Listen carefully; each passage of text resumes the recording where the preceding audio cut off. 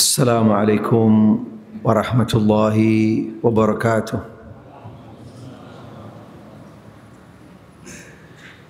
Alhamdulillah hamdan katsiran tayyiban mubarakan fi ala ma yuhibbu rabbuna wa yarda. Wassalatu wassalamu ala nabiyyina Muhammad wa ala alihi wa ashabihi wa man sara ala nahjihi ila yaumiddin, amma ba'd.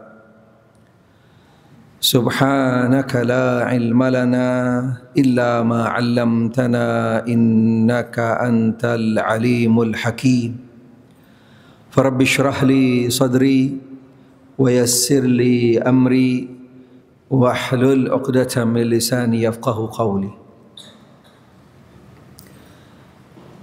Rabbi zidni imanan wa yaqinan wa fiqha. Allahumma arzuqni al-ikhlasa fil qawli wal amal fi sirri wal alan. Ma'asyiral muslimin, ikhwani fid din, azani Allah wa iyyakum, rahimani rahimakumullah. Jamaah salat maghrib Masjid Baitul Ma'mur yang mudah-mudahan senantiasa dirahmati oleh Allah Subhanahu wa ta'ala.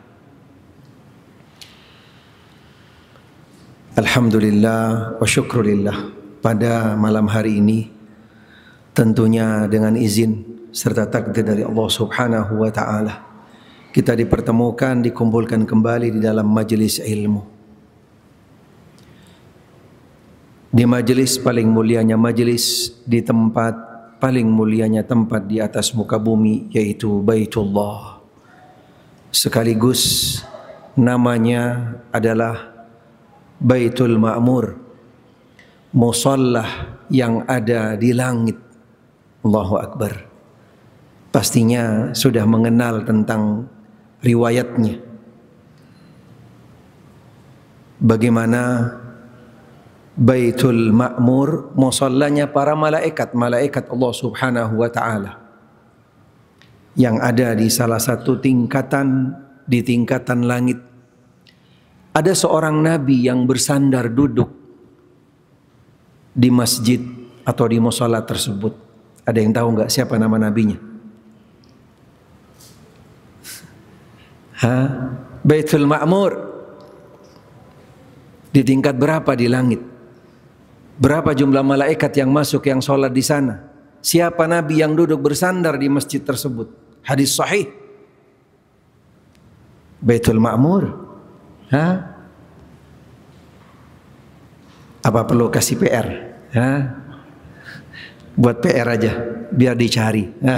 Biar dicari. Paling tidak kita mengenal musalla para malaikat Allah Subhanahu wa ta'ala. Karena di dalam hadis ini dijelaskan juga tentang jumlah para malaikat Allah, dan juga ketekunan serta ketaatan, ketunduk patuhan mereka kepada Allah Subhanahu wa ta'ala, yang masuk ke tempat tersebut, ke musalla tersebut, di setiap waktu tidak kurang dari 70.000 malaikat.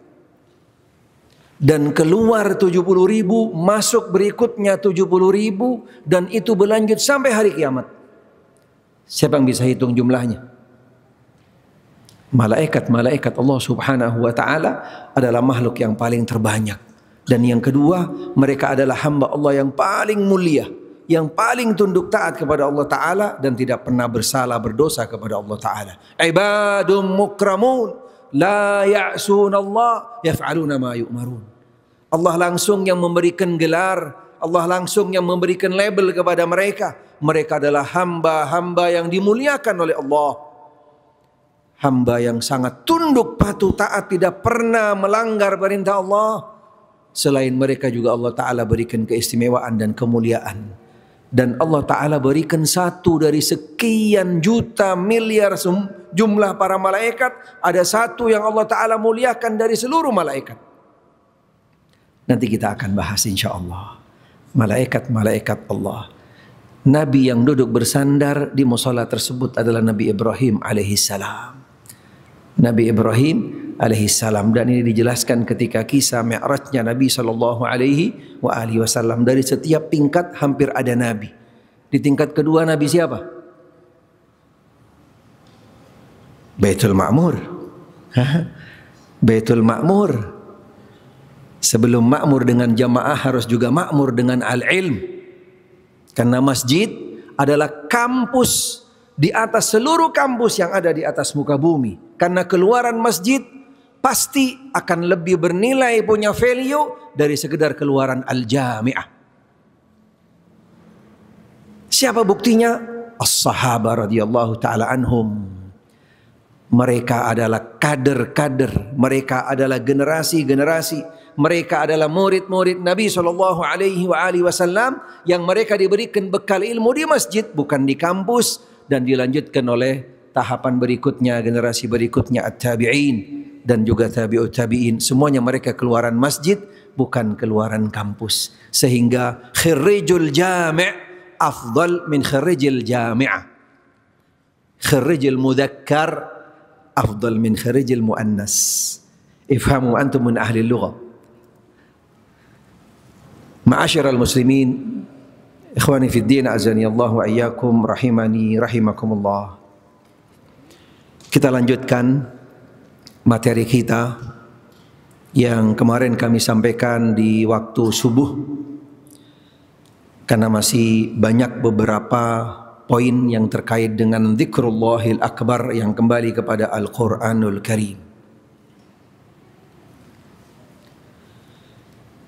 Al-Quranul Karim, selain beberapa poin yang kemarin sudah kami sampaikan tentang dzikrullahil akbar, yang terakhir kita sampai kepada poin tentang bahwasanya Al-Quran dzikrullahil akbar bagi siapa saja yang membacanya, bagi siapa saja yang membacanya, seperti yang juga ditanyakan oleh salah seorang penanya, baik itu anak kecil, baik dia itu paham, tidak paham, baik dia itu buta, baik dia tidak mendengar, dan seterusnya. Ketika dibacakan ayat Al-Quran, karena Allah sudah menjanjikan dari setiap ayat dibaca, ala bidzikrillah tatmainnul qulub, itu pasti akan relevan sampai kapanpun, bagi siapapun, di mana saja. Dzikrullahil akbar ketika dibaca tatmainnul qulub.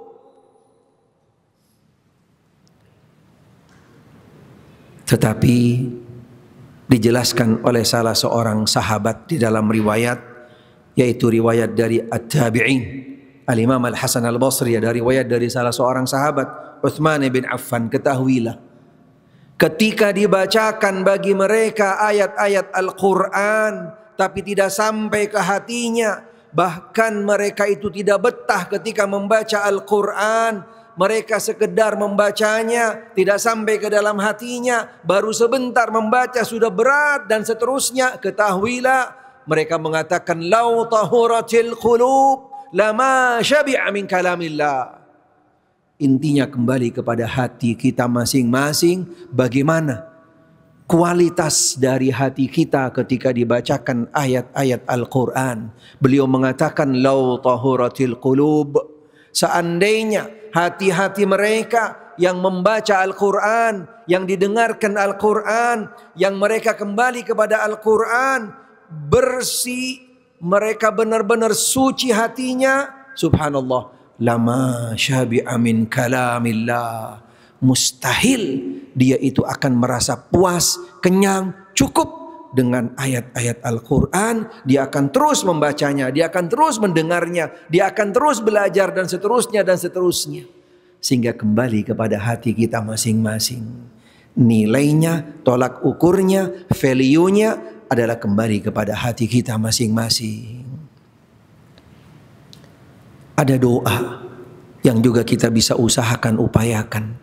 Selain kita tetap juga harus effort, kita harus tetap semangat di dalam belajar, membaca Al-Quran, kita juga harus berdoa, mohon minta kepada Allah Ta'ala agar hati-hati kita diberikan ketetapan stabil di dalam ketaatan kepada Allah Ta'ala, dan hati-hati kita dibersihkan. Karena tidak ada satupun dari kita yang mampu akan membersihkan hati kita kecuali Allah subhanahu wa ta'ala. Di dalam salah satu doa yang diajarkan oleh Nabi kita Muhammad sallallahu alaihi wa alihi wasallam, Allahumma ati nafsi taqwaha wa zakkiha wa anta khairu man zakkaha anta waliyuha wa maulaha. Insyaallah dengan doa ini kita perbanyak, kita selalu intensif, baik di dalam sholat kita, di sujud-sujud kita, kemudian setelah sholat, kemudian di waktu dan juga tempat yang mustajab, kita minta kepada Allah subhanahu wa ta'ala. Karena hati menjadi kunci utama, menjadi motor penggerak utama, menjadi motivator yang paling terdepan bagi setiap hamba Allah ta'ala. Karena siapapun dari kita pasti akan kembali kepada hatinya. Kembali kepada hatinya. Walaupun hati tidak nampak, tapi akan kelihatan, yaitu yang di luar adalah implementasi dari hatinya. Yang di luar adalah alamat daripada isi hatinya. Yang dikenal dari seseorang, bagaimana karakternya, tindak tanduknya, perilakunya, pembicaraannya, kumpulnya dengan siapa, di mana dan seterusnya, kembali kepada hati seseorang. Karena Nabi Shallallahu Alaihi Wasallam juga bersabda dalam hadis yang sahih bahwasanya ketika hati seseorang itu dia bersih, akan memberikan impact terhadap seluruh anggota tubuhnya, juga akan bersih dan lurus. Sebaliknya ketika hatinya itu kotor, ketika hatinya jelek, juga akan memberikan impact, dampak terhadap seluruh anggota tubuhnya, akan bergerak melangkah kepada hal-hal yang akan mendapatkan murka dari Allah. Salah seorang sahabat Abu Hurairah radhiyallahu an pernah berkata bahwasanya hati bagaikan raja. Hati bagaikan raja. Anggota badan adalah bala tentaranya. Ketika rajanya benar-benar lurus, adil, rajanya benar-benar saleh, rajanya benar-benar mendekatkan diri kepada Allah Ta'ala di jalan Allah, jalan yang diridhai, seluruh bala tentaranya pun juga akan tunduk taat kepada Allah Ta'ala. Sebaliknya ketika rajanya zalim, rajanya dia tidak jalan di atas jalan yang diridhai oleh Allah Ta'ala, anggota badannya pun juga akan sama seperti itu. Mudah-mudahan Allah Ta'ala menjadikan hati-hati kita menjadi hati yang selalu mutmainnah, hati yang tenang, hati yang selalu disiram, dibersihkan, disucikan oleh Allah Subhanahu wa Ta'ala. Sehingga hati-hati kita yaitu menjadi hati ketika mendengar Al-Quran akan menjadi hati yang tunduk, patuh, taat, tentram, damai dan seterusnya. Amin, Allahumma amin. Ma'asyiral muslimin rahimani rahimakumullah.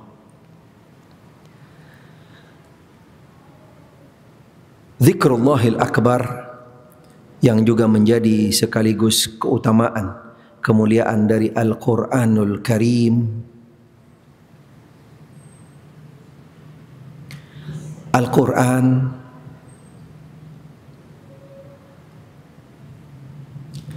akan menjadi penawar.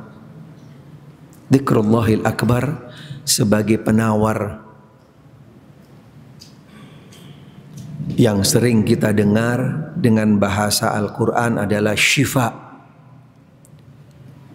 Dijelaskan oleh para ulama, baik ahli tafsir dan juga ahli lughah, kalimat syifa pada dasarnya tidak hanya terbatas dengan penyembuhan. Beda. Maknanya lebih luas, lebih kompleks. Dan itulah bedanya bahasa Al-Quran dengan bahasa Arab yang sifatnya umum. Karena kalimat syifa dia a'am wa ashmal. Kalimat syifa dia lebih luas dan lebih kompleks dari sekedar penyembuhan. Dan itu sudah pasti dari Al-Quran sebagai penyembuhan. Tapi ketika dimaknakan, diartikan sebagai penawar, subhanallah, kategorinya dia akan kompleks, dia akan menjadi penyembuh, dan juga dia akan menjadi penenang, dan juga dia akan menjadi memberikan yaitu dampak ke seseorang, akan bisa menghilangkan sesuatu apa yang ada di dalam batinnya, Sehingga penawar di sini kategorinya adalah sebagai penyembuhan untuk yang sifatnya zahir dan batin.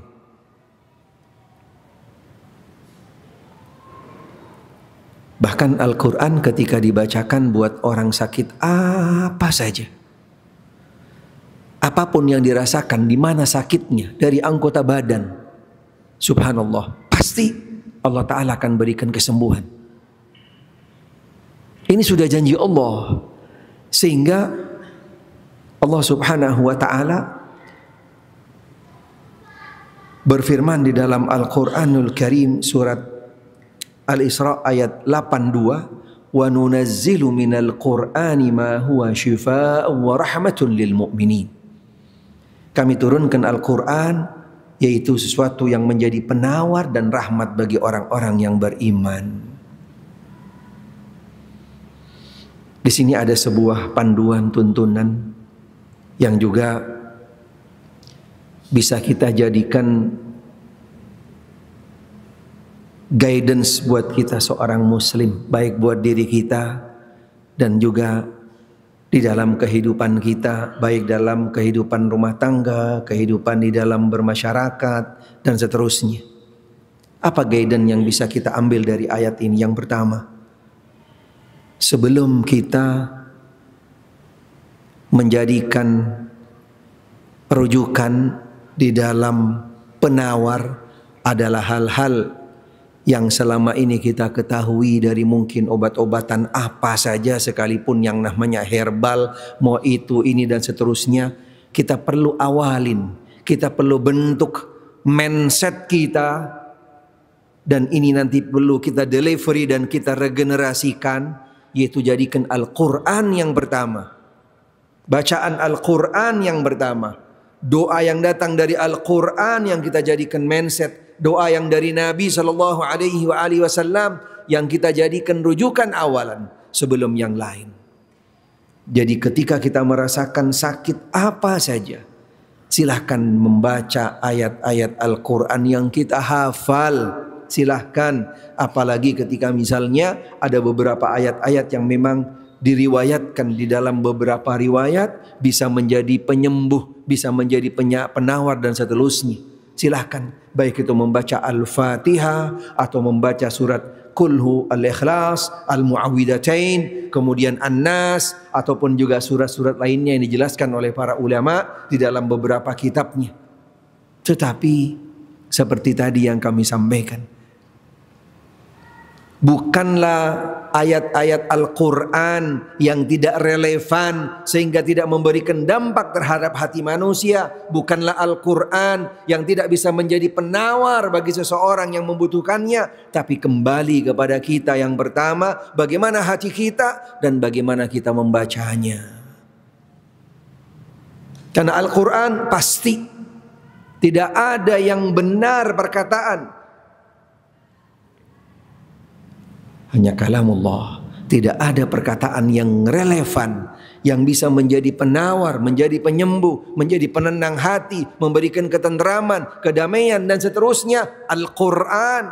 Tapi kembali kepada kitanya, bagaimana kita membacanya, bagaimana kita memahaminya, bagaimana kita meresapinya dari bacaan-bacaan ayat Al-Quran tersebut sehingga bisa memberikan impact dan dampak dari objek yang kita tuju. Contohnya, salah satu panduan tuntunan sunnah Nabi Shallallahu Alaihi Wasallam ketika kita akan tidur misalnya, salah satu doa yang dibaca adalah doa dengan membaca ayat kursi, membaca ayat kursi. Subhanallah, ayat yang paling panjang, ayat yang sangat luar biasa kompleks isinya dan luar biasa dahsyat. Subhanallah. Sebagai pelindung, sebagai pengaman, memberikan ketenangan, ketentraman, kedamaian seseorang ketika dia dalam tidurnya akan tenang dan seterusnya. Subhanallah. Dan selalu dalam penjagaan Allah Subhanahu wa ta'ala selama tidur dia, dan akan bangun di pagi hari dalam keadaan fresh, segar, selamat dari semua yang namanya gangguan. Tapi ketika seseorang dia sudah membaca ayat kursi, membaca juga ayat-ayat yang lain, surat-surat yang lainnya, tapi tidak merasakan apa yang dirasakan dari impact ayat-ayat Al-Quran tadi, yang salah Al-Qurannya atau kita yang bacanya? Ini yang bisa menjadi bahan renungan buat kita. Al-Quran tidak mungkin salah, pasti akan relevan. Udah baca ayat kursi masih juga ngigo gitu kan, subhanallah. Bahkan kadang-kadang nggak sadar melakukan hal-hal yang kadang-kadang subhanallah, nih baca doa nggak tadi tidurnya ya, subhanallah. Berarti kitanya, kembali kepada kitanya, bagaimana kita untuk terus berusaha, berupaya benar-benar bisa sampai mendapatkan yaitu hakiki yang sebenar-benarnya dari impact dampak ayat-ayat Al-Quran yang kita baca sebagai bentuk pelindungan, ketenangan, ketentraman jiwa, sebagai penawar dan seterusnya.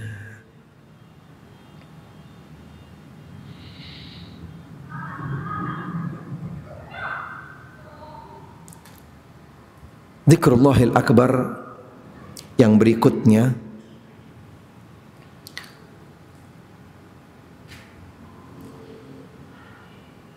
yang ini akan menjadi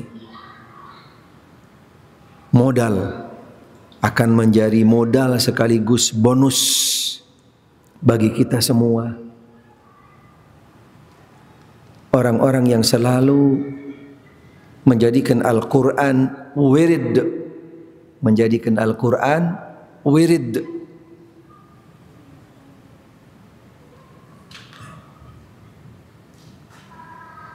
Ada dua hal yang dijelaskan di dalam hadis. Yang satu, yang pertama adalah Al-Quran.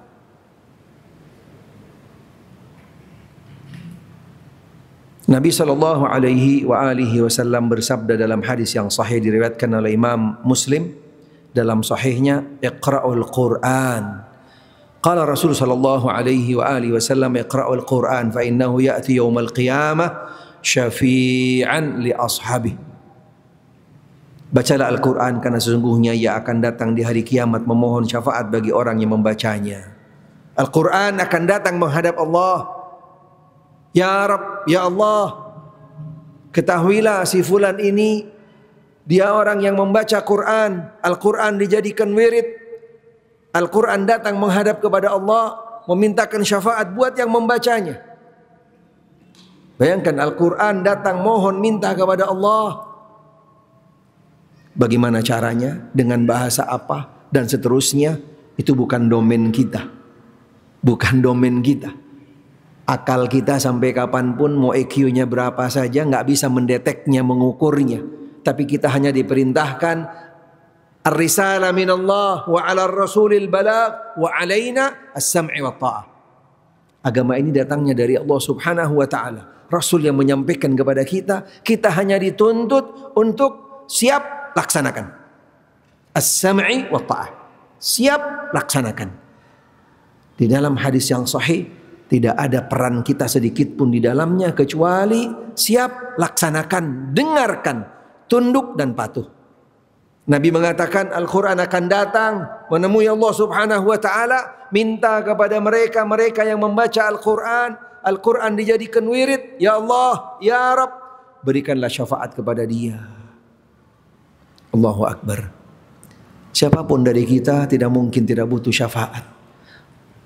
Selain syafaat dari beberapa amalan-amalan yang dijelaskan di dalam hadis Nabi SAW yang akan memberikan syafaat kepada kita, yang paling terbesar dan terbanyak dan insya Allah yang paling dominan adalah Al-Quranul Karim dan puasa.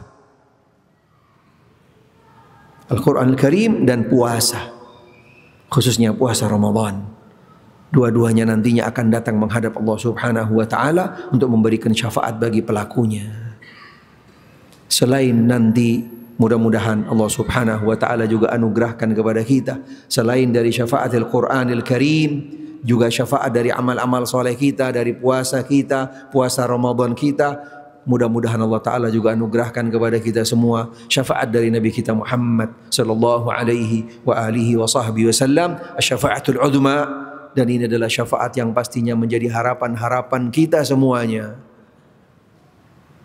Al-Quranul Karim akan memberikan syafaat bagi yang membacanya, yang menjadikan Al-Quran wirid. Allahu Akbar. Di dalam Al-Quranul Karim sebagai dzikrullahil akbar, dengan segala keagungan, keistimewaan, kemuliaan yang ada di dalam Al-Quranul Karim.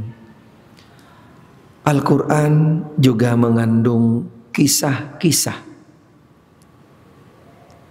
cerita-cerita,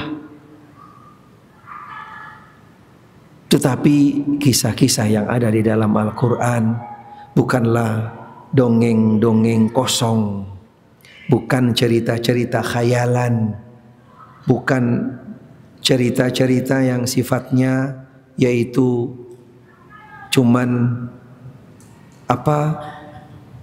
seperti kisah-kisah tanpa ada isinya, tanpa ada bobotnya, tanpa ada value-nya. Kisah-kisah yang ada dalam Al-Quran semuanya adalah kisah-kisah teladan, kisah-kisah yang sifatnya panduan, tuntunan bagi semua umat Muhammad sallallahu alaihi wa alihi wasallam. Kisah-kisah yang ada dalam Al-Quran pasti akan bisa menjadi sebuah yaitu guidance di dalam kehidupan mereka.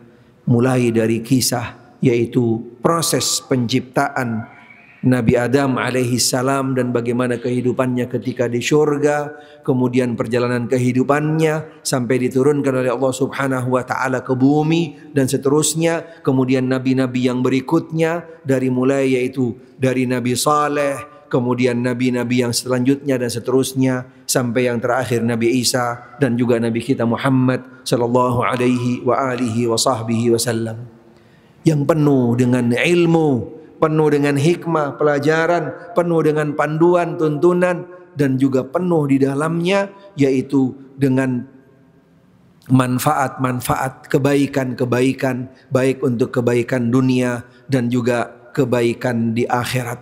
Sebagaimana Allah Ta'ala berfirman di dalam Al-Quranul Karim, "Natlu alaika min naba'i Musa wa Fir'aun bil haqq." Subhanallah. Kisahnya Nabi Musa dan Harun dengan Fir'aun, subhanallah, penuh dengan pelajaran yang luar biasa. Allah Ta'ala juga berfirman di dalam ayat yang lain, "Nahnu naqussu 'alaik naba'ahum bil haqq." Kami ceritakan kisah mereka kepadamu ya Muhammad sallallahu alaihi wasallam dengan sebenar-benarnya. Kisah nabi-nabi yang terdahulu sebelum Nabi Muhammad sallallahu alaihi wasallam, termasuk Ashabul Kahfi dan juga kisah-kisah yang lain yang ada di dalam Al-Qur'an, dan semua kisahnya oleh Allah Subhanahu wa taala, yaitu dalam Al-Qur'an dijelaskan bahwasanya inna hadza lahwal qasasul haqq.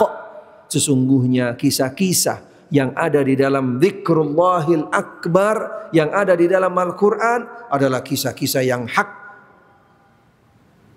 kisah-kisah yang benar, yang tidak ada sedikit pun keraguan dan juga perlu dikoreksi atau perlu dicari tentang validasinya dan seterusnya. Pasti benar karena sebagaimana Al-Quran, Dzikrullahi Akbar, selalu di dalam penjagaan dan perlindungan Allah Subhanahu wa taala dari hal-hal yang sifatnya yaitu tidak benar, kekurangan, kesalahan dan seterusnya.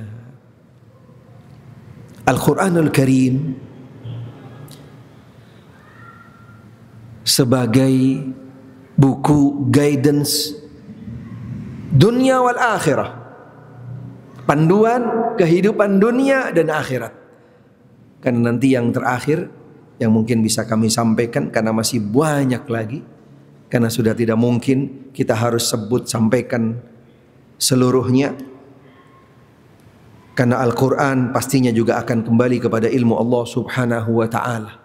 Dari saking luasnya, dari saking besarnya, dari saking banyaknya, dan siapapun dari yang namanya manusia sepanjang hidupnya, sepanjang zaman, berapapun zaman ini panjangnya, tidak mungkin akan cukup waktu untuk menggali, mengeluarkan, mengeksplor, menjelaskan, menerangkan tentang kandungan-kandungan ayat-ayat Al-Quran, ilmu-ilmu Allah Ta'ala yang ada dalam Al-Quran. Tidak mungkin sanggup, karena ini Allah Ta'ala yang sudah menegaskannya. Sehingga nanti kami akan coba jelaskan beberapa poin. Ini mungkin sebelum yang terakhir. Nanti yang terakhir yang juga dengan berkaitan yang sifatnya yaitu sesuatu yang sedang tren di kita, yang sedang Masya Allah hampir semua dari kita mengenalnya, mengetahuinya. Bagaimana Al-Quran bisa juga mencakup ilmu-ilmu yang akan datang, juga ada di dalam Al-Quran. Ini juga termasuk salah satu bahwasanya Al-Quran adalah ilmu tentang panduan guidance dunia wal akhirah. Di dalam Al-Quranul Karim surat Al-Qasas Allah Ta'ala berfirman, wabtaghi fima ataqallahu daral akhirah wala tansa nasibaka minad dunya. Subhanallah. Bagaimana agama ini, kesempurnaan agama Islam. Dahsyatnya Al-Quranul Karim sebagai mukjizat Nabi SAW, subhanallah, menjadi guidance dunia wal akhirah, menjadi guidance dunia wal akhirah. Allah Ta'ala perintahkan, carilah apa yang telah Allah Ta'ala anugerahkan kepadamu untuk negeri akhirat. Subhanallah, ini target yang pertama, ending yang pertama dari kehidupan manusia yang menjadi target utama, yang difokuskan dan yang juga diberikan andil, diberikan persentase lebih besar dan seterusnya. Wabtaghi fima ataqallahu daral akhirah. Kemudian Allah ingatkan yang kedua, wala tansa, dan janganlah kamu melupakan bagian kenikmatan duniawi dan berbuat baiklah kepada orang lain. Wa ahsin kama ahsanallahu ilaik. Karena seseorang tidak mungkin akan sampai ke akhirat, dia langsung pasti melalui dunia. Sehingga di dunialah yang menjadi perantara, yang menjadi pintu gerbang untuk nanti seseorang bisa mendapatkan kebahagiaan, bisa mendapatkan semulia-mulianya tempat, setinggi-tingginya tempat, kebahagiaan dan seterusnya di akhirat melalui dunia. Tidak mungkin akan langsung ke akhirat, tidak mungkin langsung ke akhirat. Sehingga agama ini bijaksana, sempurna, dan juga Nabi SAW sudah menjelaskan tentang porsi-porsinya, bagiannya, guidance-nya di dunia dan juga di akhirat. Sebagaimana Allah Subhanahu wa Ta'ala juga berikan panduan-panduannya. Bagaimana kita memposisikan di dunia, apa yang harus kita cari di dunia, yang mana yang harus kita cari di dunia, apa kriterianya, sampai di mana, dan seterusnya. Dan untuk nanti bekal di akhirat yang nantinya akan menjadi sebuah penentu bagi kehidupan kamu di akhirat nanti, tergantung bagaimana kamu mempersiapkan bekal di dunia. Termasuk juga Allah Ta'ala juga pandu kita, yaitu dengan doa, dan doanya yang juga sekaligus adalah untuk kebaikan dunia akhirat. Subhanallah, sebaik-baik doa, paling komplitnya doa. Subhanallah, bahkan hampir menjadi yaitu doa yang tidak pernah kita lupakan. Dari sekian banyak doa-doa yang kita minta kepada Allah Subhanahu wa Ta'ala, doa ini tidak pernah kita lupakan. Doa yang langsung diajarkan oleh Allah Ta'ala, Nabi juga rutin membacanya, baik di dalam sholat dan juga di luar sholat. Doa apa tersebut? Doanya semua hafal kita sebenarnya. Rabbana atina fid dunya hasanah wa fil akhirati hasanah wa qina adzabannar. Subhanallah. Kebaikan dunia, keselamatan di dunia, subhanallah. Dan juga nanti kebaikan serta keselamatan di akhirat, surga tempatnya, endingnya, wa qina adzabannar, dan diselamatkan dari api neraka. Allahu Akbar. Adakah doa yang lebih kompleks dari ini? Adakah harapan kita lebih dari ini? Pastinya tidak ada sebenarnya.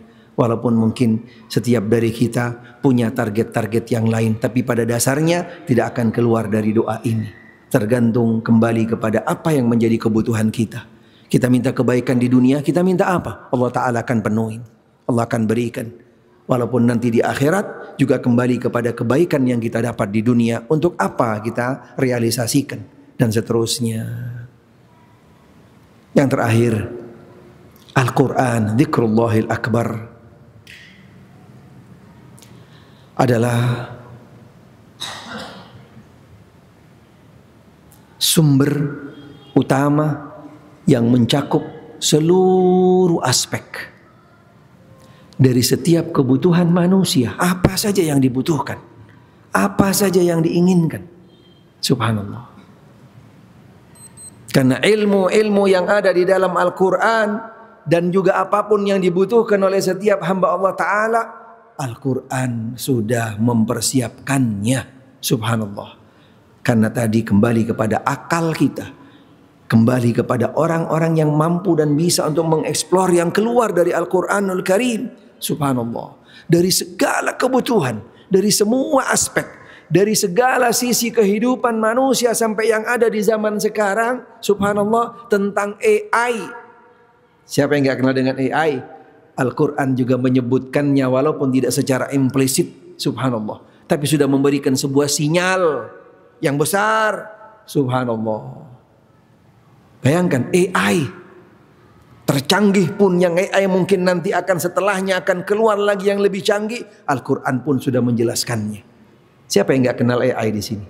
Pasti semuanya tahu. Allahu Akbar. Tapi Al-Quran 1400 tahun yang lalu sudah menjelaskan bagaimana umat nanti. Allah Ta'ala berfirman di dalam Al-Quranul Karim, in ja'akum fasiqum binaba'in fatabayyanu.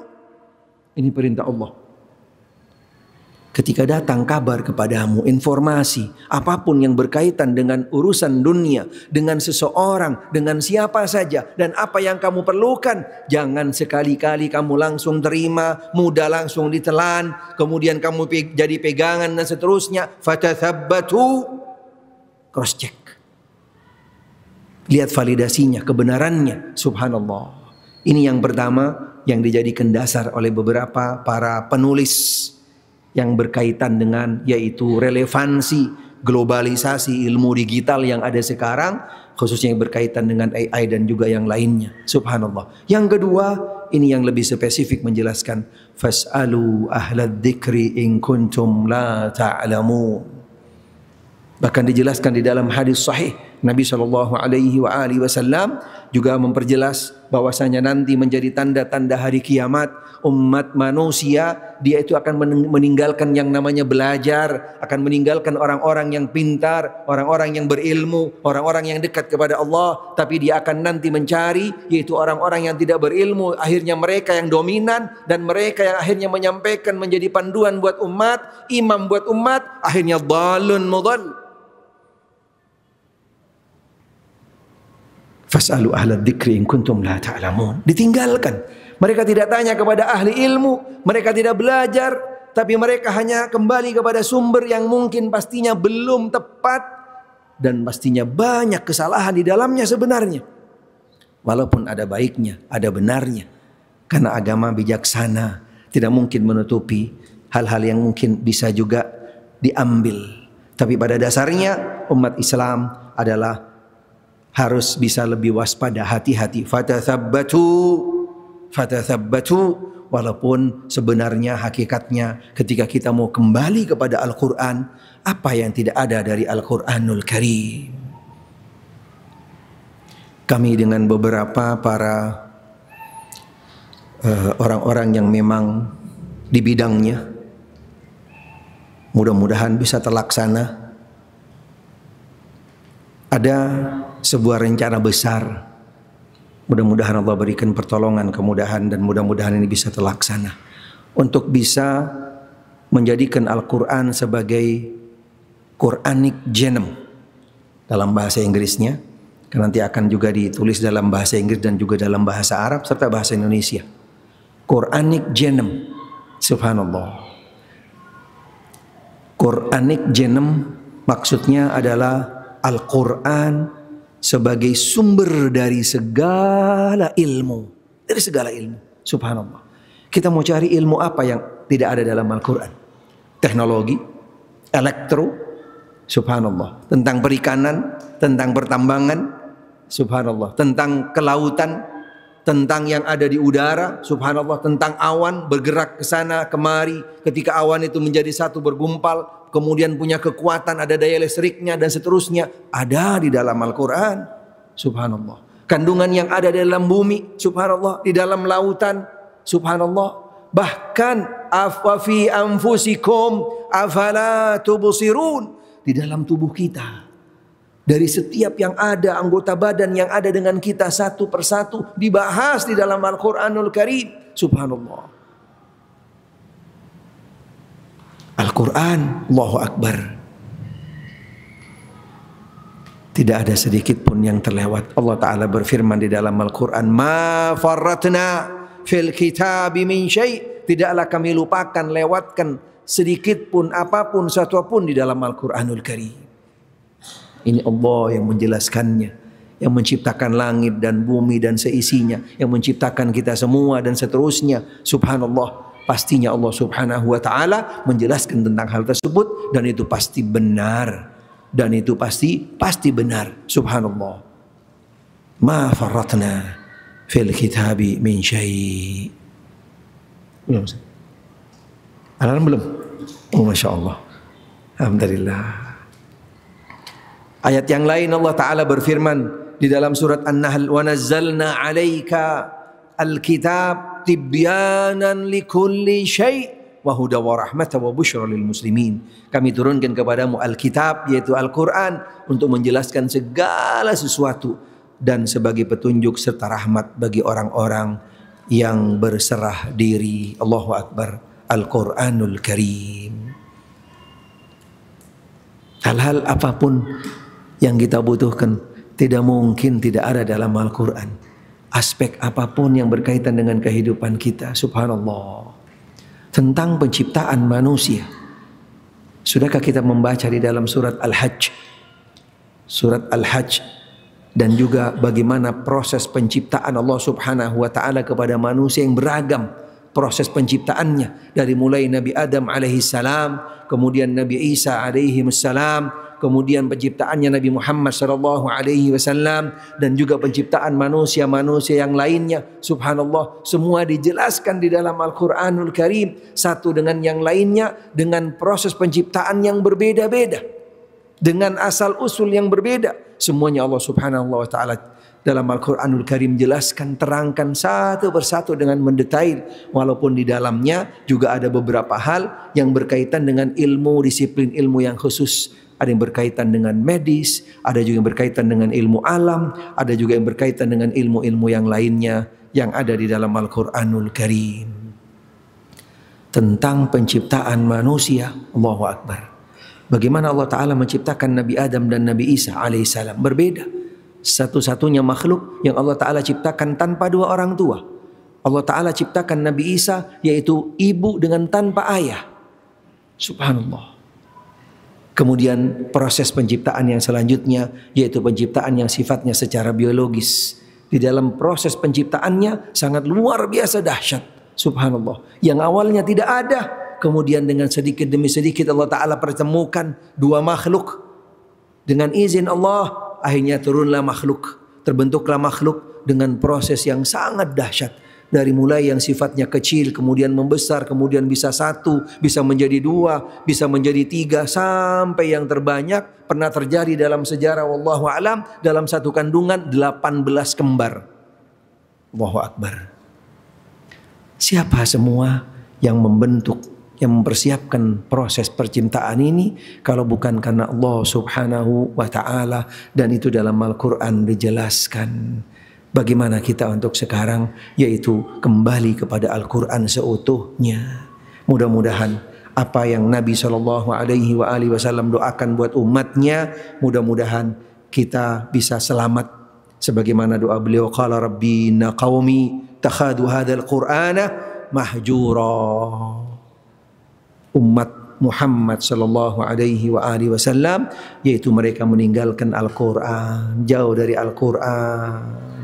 Mudah-mudahan Allah Ta'ala jadikan kita dari ahlul Quran, orang-orang yang dekat dengan Al-Quran, orang-orang yang selalu menjadikan Al-Quran sebagai wirid bagi kita, dan pada akhirnya nanti Al-Quran bisa memberikan syafaat kepada kita, yaitu ketika nanti di akhirat teman temannya akan menyinari dalam kuburan kita dan di dunia, yaitu akan menjadi selalu memberikan ketenangan, ketentraman, kedamaian bagi kita insyaallah. Amin. Allahumma amin. Yang benar datangnya dari Allah Ta'ala, yang salah dari diri kami, mudah-mudahan Allah Ta'ala memaafkan kami. Dan akhirnya kita tutup dengan doa kafaratul majlis. Subhanakallahumma bihamdik, asyhadu an la ilaha illa anta, astaghfiruka wa atubu ilaik. Wa sallallahu wa sallam ala Muhammad wa alihi wa sahbihi wa sallam, walhamdulillahi rabbil alamin, wal afa minkum.